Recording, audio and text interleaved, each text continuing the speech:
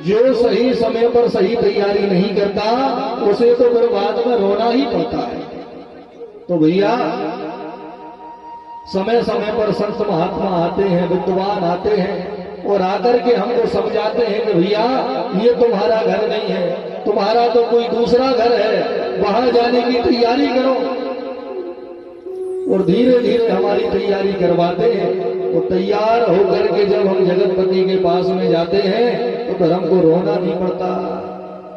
और जिनकी तैयारी पूरी नहीं होती उन्हें तो फिर धक्का मार के यहीं पटका जाता है, फिर से तैयारी करने आना पड़ता है।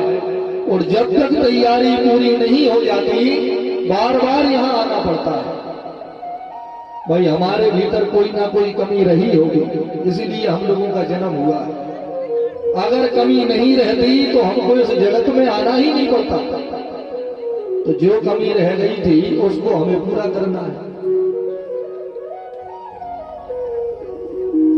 इसलिए समय है, अभी हम लोगों के पास में समय है। वहां जाने के पहले वहां जाने की पूरी तैयारी कर लो।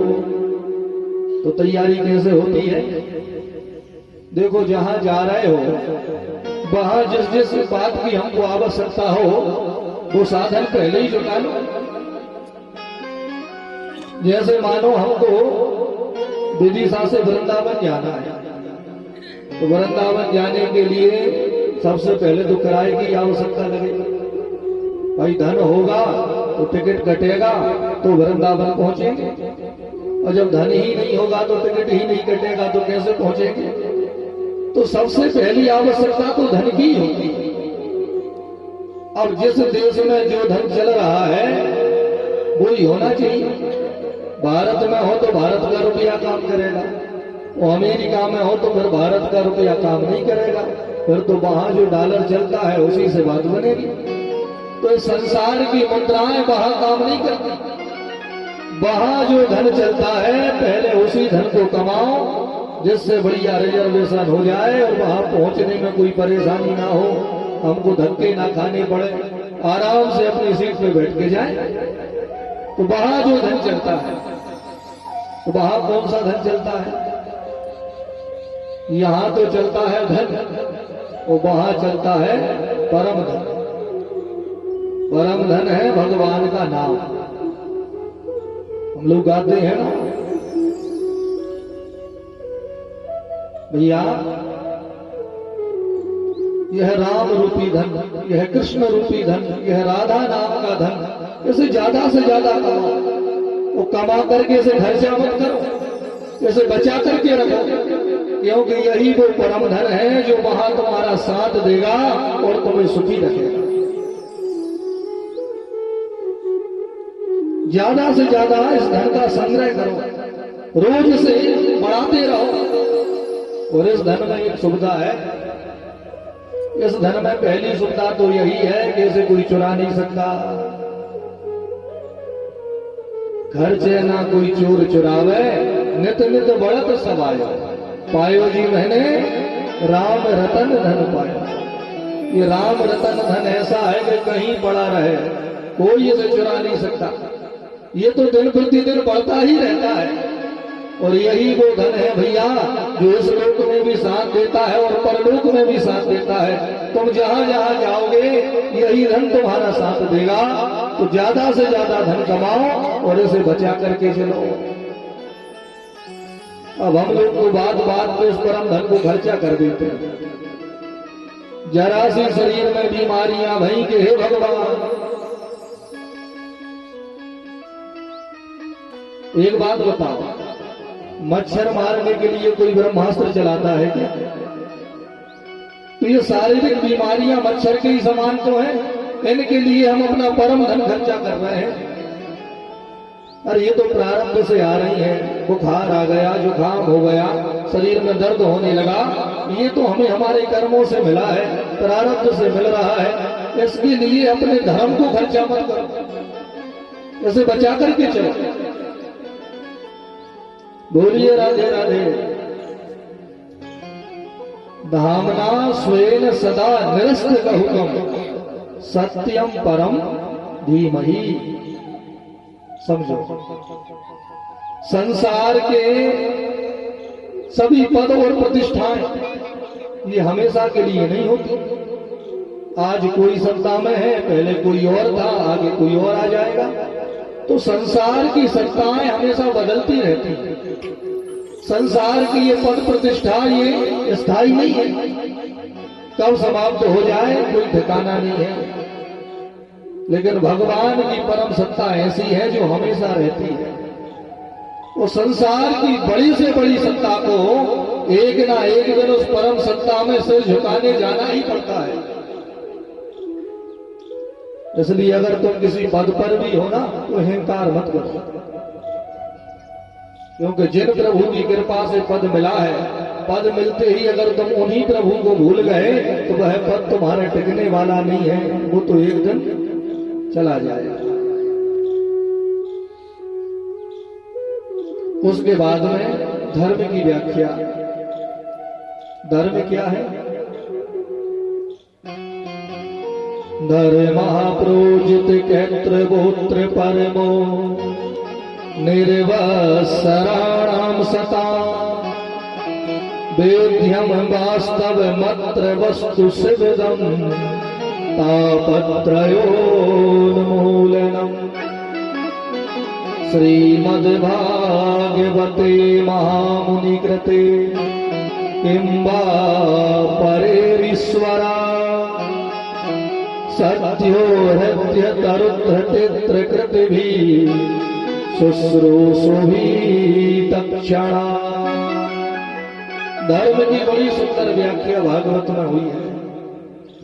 श्रीमद्भागवते महामुनि कृते किं वा परेरीश्वरा। हम लोग जो हमें पसंद है हम उसे ही धर्म मान लेते हैं।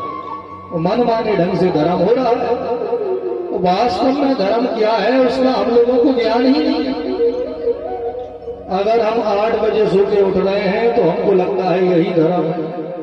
अगर हम 12 बजे स्नान कर रहे हैं तो हमको लगता है यही धर्म है। भैया धर्म क्या है? रामायण में भी धर्म की बड़ी सुंदर व्याख्या गोस्वामी जी ने की और भागवत में भी बहुत सुंदर धर्म की व्याख्या हुई।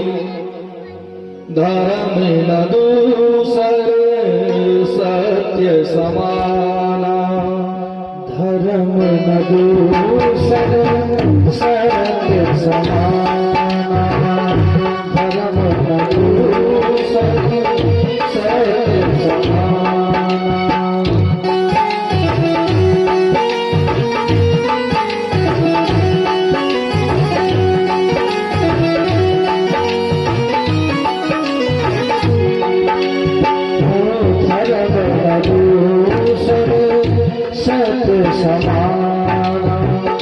धर्म न दूसर सत्य समाना, धर्म न दूसर सत्य समाना। ये आगम मेरा पुराण बताना, ये आगम मेरा पुराण बताना। सभी धर्म पुराण और शास्त्र एक ही धर्म के बारे में हमको आदेश दे रहे हैं। धर्म ना दूसर सत्य समान। तो सत्य क्या है? सत्य बोलो, सत्य मार्ग पर चलो, सत्कर्म करो। हम कुछ ऐसा ना करें कि जिससे दूसरों को दुख पहुंचे, कुछ ऐसा ना बोले जिसे सुनकर के दूसरों को पीड़ा हो जाए, वो कुछ ऐसा ना करे। भैया जो मार्ग सत्य का है उसी मार्ग पर चले। धर्म ना दूसर सत्य समान। खूब व्रत उपवास हो रहे हैं, वो मंदिरों में जा जा करके हम जल चढ़ा रहे हैं, दिया लगा रहे हैं, लेकिन झूठ बोल रहे हैं, कपट कर रहे हैं, छल कर रहे हैं, पाप कर रहे हैं। तो क्या ये भजन पूजन भगवान स्वीकार करेंगे? अरे जो प्रभु पूरी दुनिया को प्रकाश दे रहे हैं, क्या वो तुम्हारे दिया लगाने से प्रसन्न हो जाएंगे? जिन भोले बाबा के सर में ही गंगा जी बैठी हैं, वो क्या तुम्हारे जल चढ़ाने से प्रसन्न हो जाएंगे? भैया, धर्म न दूसर सत्य समाना। तुम कहीं नहीं जा रहे हो लेकिन सत्य पर चल रहे हो, तो तुम भगवान की ही पूजा कर रहे हो। मन में तो मैल भरा है, छल कपट तुम्हारे स्वभाव में है, तो ये तुम्हारा जो भी कर्म है इसे दिखावा माना जाएगा, इसे धर्म नहीं माना जाएगा। आप शुद्ध पाखंड कर रहे हो, दिखावा कर रहे हो, ये धर्म है ही नहीं। पहले धर्म से जुड़ो तो। बोलिए राधे राधे। अच्छा, माताएं खूब व्रत करती हैं, सोमवार भी और मंगलवार भी, और आजकल तो महाराज ऐसे अद्भुत व्रत उपवास हो रहे हैं, ऐसे व्रत को देखकर तो ऐसा लगता है कि ऐसे व्रत तो ना हो तो बढ़िया। अच्छा, व्रत का मतलब तक पता नहीं। किसी से कहें कि भैया ये बताओ कि व्रत का मतलब क्या होता है। व्रत तो हो रहे हैं लेकिन व्रत का मतलब ही पता नहीं है कि होता क्या है व्रत। व्रत किसे कहते हैं? व्रत का मतलब होता है संकल्प, व्रत का मतलब होता है प्रतिज्ञा। जिस दिन हमको व्रत रखना हो उस दिन ब्रह्म मुहूर्त में जगो, सूर्योदय होने के पहले ही बिस्तर छोड़ दो, स्नान करो, सबसे पहले सूर्य भगवान को अर्घ दो, और फिर हाथ में जल लेकर के संकल्प करो कि प्रभु आज का हम पूरा समय केवल और केवल आपका ही नाम जपेंगे, आपका ही भजन करेंगे, आप में ही अपना मन लगाएंगे। आज हम झूठ नहीं बोलेंगे, आज हम कुछ ऐसा नहीं करेंगे जिससे किसी को पीड़ा पहुंचे। निरंतर आपको ही याद करते हुए हम अपना समय निकालेंगे। ठाकुर जी की पूजा करो, गुरु मंत्र जपो, पर जिन प्रभु की प्रसन्नता के लिए व्रत हो रहा है, पर दिन भर उनका ही नाम जपते हुए निकालो। व्रत वाले दिन में तो सोना ही नहीं चाहिए, रात्रि में भी जमीन पर शयन करो, ब्रह्मचर्य का पालन करो, तो भर व्रत का फल प्राप्त होता है। हाँ, भोजन इसलिए नहीं किया जाता कि अगर हम लोग भोजन करेंगे तो भोजन करने से हमें आलस आएगा, आलस आएगा तो नींद आएगी, तो फिर भजन में कहाँ मन लगेगा। इसलिए लोग अन्न का त्याग करते हैं कि जिससे हमें आलस ना आए, नींद ना आए, तो ज्यादा से ज्यादा हमारा भजन हो जाए, इसलिए अन्न छोड़ करके व्रत। लेकिन भैया, कुछ लोगों ने कहा महाराज अब इतना कठिन व्रत नहीं होता, तो फिर संत महात्माओं ने फलाहार की व्यवस्था बनाई कि देखो अगर ज्यादा भूखे रह करके नहीं साथ पा रहे हो तो फल खा लिया करो, फलाहार करो। फल खाने से बुद्धि में दोष नहीं आते। देखो, अन्न खाओगे तो फिर मन भजन में नहीं लगेगा, लेकिन फल खाओगे उससे तुम्हारा मन नहीं भटकेगा, भजन में ही लगेगा। तो फलाहार बताया, लेकिन अब का फलाहार, अब तो सीधा फलाहार होता है। तो जब तक डकार ना आ जाए भाई, जिस दिन घर में सबसे ज्यादा माल छने, समझ लो उसी दिन कोई व्रत है। जिस दिन सबसे ज्यादा माल बने, खीर भी, खिचड़ी भी, और जूस भी, और फल भी, और रबड़ी भी, और ना जाने क्या क्या हमारे, और कहो तो व्रत है। आज हम भोजन थोड़ी करेंगे। अरे भैया, इससे ठीक तो भोजन ही कर लेते।